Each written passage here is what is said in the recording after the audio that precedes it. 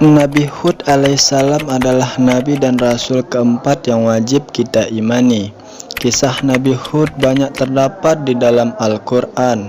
Nama Hud bahkan juga diabadikan dalam sebuah surat, yakni surat Hud, surat yang ke-11. Sebelum kita lanjut membahas kisah ini, mohon dukungannya dari teman-teman semua dengan cara like dan subscribe channel ini agar aku terus bersemangat membagikan kisah-kisah menarik di video selanjutnya.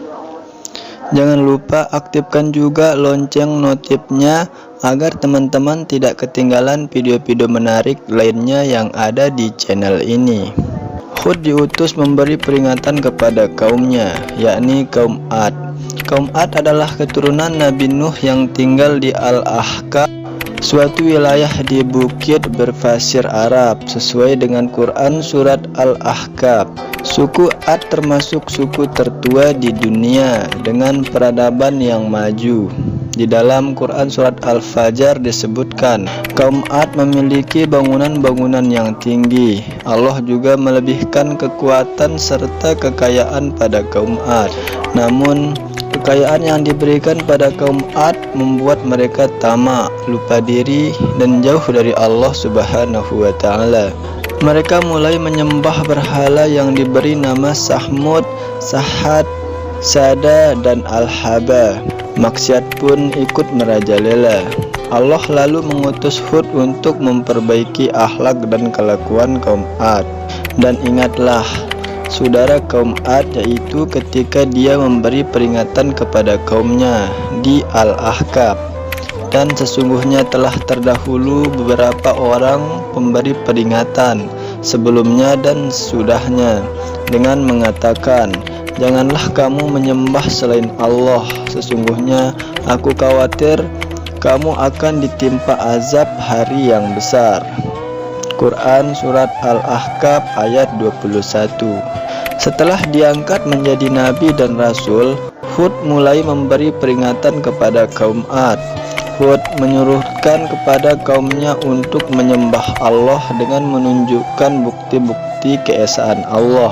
Alih-alih percaya pada Hud, kaum Ad justru melemparkan cemooh dan menyebut Hud dengan sebutan orang gila. Dengan sabar, Hud menghadapi segala caci maki yang diberikan untuknya. Hud tetap tak gentar menyiarkan agama Allah dan mengatakan bahwa azab akan segera tiba bagi orang-orang yang kafir. Bukannya menurut, kaum Ad justru balik menantang Hud untuk segera menunjukkan azab itu. Keangkuhan kaum Ad membuat Allah menunjukkan kekuasaannya dengan menurunkan azab dalam sejumlah tahapan. Tahapan pertama, pembalasan Allah Subhanahu wa Ta'ala kepada kaum Ad berupa bencana kekeringan yang melanda ladang dan kebun mereka. Kekeringan itu membuat kaum Ad kehabisan stok makanan. Mereka pun kelaparan. Kepada kaum Ad, Hud menunjukkan kekeringan adalah azab Allah. Namun kaum Ad tetap tak percaya pada peringatan Hud dan tetap menyembah berhala. Kaum Ad yang semakin kafir membuat Allah Subhanahu wa Ta'ala murka. Lalu Allah menurunkan awan hitam yang disambut dengan sukacita oleh kaum Ad. Namun awan itu bukan awan penanda hujan, melainkan awan disertai angin kencang yang membawa bencana. Maka ketika mereka melihat azab itu berupa awan yang menuju ke lembah-lembah mereka, mereka berkata, inilah awan yang akan menurunkan hujan kepada kita. Bukan, tetapi itulah azab yang kamu minta agar disegerakan datangnya, yaitu angin yang mengandung azab yang pedih.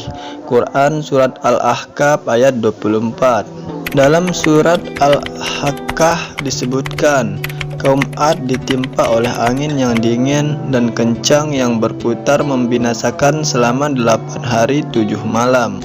Angin itu menghancurkan dan melenyapkan kaum Ad di muka bumi. Mayat kaum Ad berserakan di tiup pasir-pasir, sehingga mereka kaum Ad menjadi tidak tampak lagi di bumi, kecuali hanya bekas-bekas tempat tinggal mereka.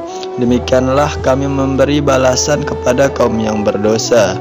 Quran Surat Al-Ahqaf ayat 25. Tak ada yang tersisa dari bencana besar ini selain Nabi Hud alaihissalam dan orang-orang yang beriman yang berlindung di sebuah lembah setelah kaum Ad binasa.